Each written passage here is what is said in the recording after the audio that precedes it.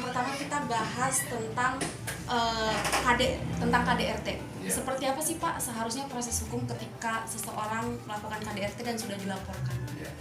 Sebenarnya kalau kita konsisten pada penegakan hukum ya, itu prosesnya sudah jelas.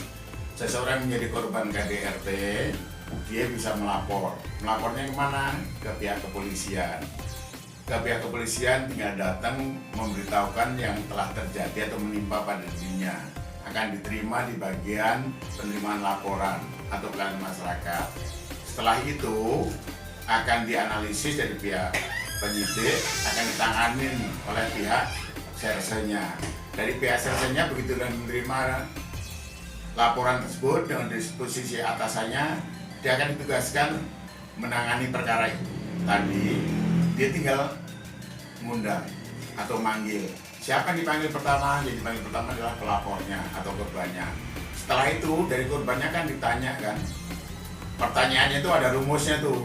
Rumusnya serse itu biasanya si Adi demen babi itu. Kalau serse udah tahu semuanya. Itu misalnya di mana ya, bagaimana, kapan kejadian seperti apa, intinya seperti itu. Itu kan nanti si korban akan menjelaskan semuanya. Dari situ buktinya mana ditanyakan. Buktinya apa, barang buktinya atau tidak. Misalnya, oh luka-luka ya di badannya, tubuhnya akan dibawa ke rumah sakit untuk diperiksa. Nanti ada keterangan dokternya, sakitnya seperti apa gitu. Ada visumnya yang di tubuhnya, misal luka atau sakit memar atau sakit dalam, semuanya akan ada. Setelah itu semuanya adalah tugas daripada penyidik untuk mengumpulkan alat-alat bukti. Sehingga atas dasar itu penyidik mengundang lagi atau manggil lagi saksi-saksi yang lain. Kalau tadi kan saksi korban yang melapor itu, siapa yang mengetahui saat kejadian itu? Si A, si B, si D, atau temannya atau siapa keluarganya, itu akan dipanggil satu persatu oleh pihak penyidik. Dibuat berita acara pemeriksaan. Setelah dibuat berita acara pemeriksaan sudah cukup nih, cukup alat bukti, baru tersangkanya yang dipanggil atau terperiksanya.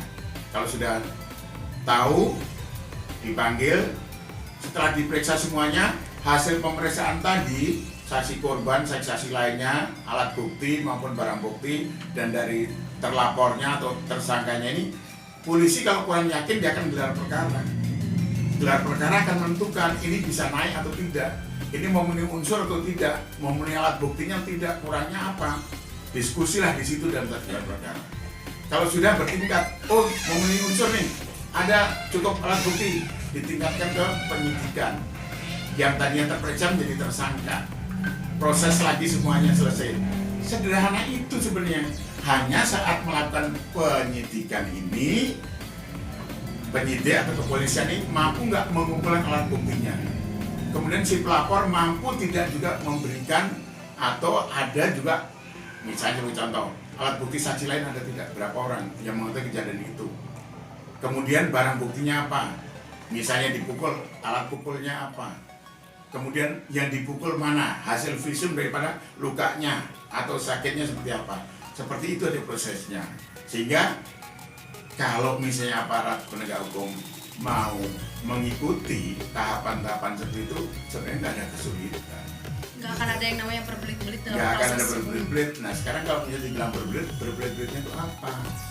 Kesulitannya apa? Kan masyarakat atau pelapor atau pengadu itu tadi kan punya hak juga untuk nanya, gimana sih Pak kok nggak naik-naik sampai sekarang perkaranya, kok nggak selesai? Ada penasihat hukum nggak yang melaporkan itu? Penasihat hukum ini sekarang nanya sampai sejauh mana perkembangannya, dan kepolisian wajib menjawab dan memberitahukan sejauh mana setiap perkembangan apa yang dilaksanakan oleh pihak penyidik kepada saksi korban. Seperti itu.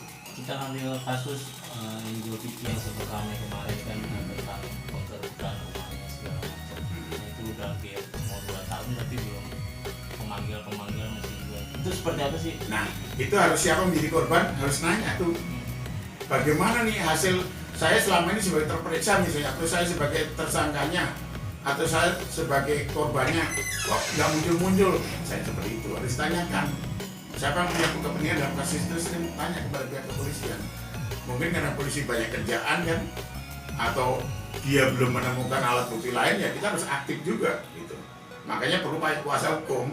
Kalau orang biasa nggak ngerti baik kuasa hukum, maka kuasa hukumnya akan selalu mengikuti atau memonitor dan mengkaji, menanyakan terus sampai sejauh mana perkembangan penyidikan seperti itu. Kalau dari kacamata Pak Teguh sendiri melihat kasus ini seperti apa sih, seorang istri yang difitnah berzina terus ada penggeledahan rumah segala macam, itu seperti apa? Nah harusnya kalau dirinya merasa ini nggak benar atau nggak adil tertimpa padanya, dia harus benar-benar ingin menegakkan supaya harkat dan martabatnya tidak seperti yang diberitakan atau yang dikemukakan di medsos misalnya. Jadi benar supaya itu diselesaikan segera.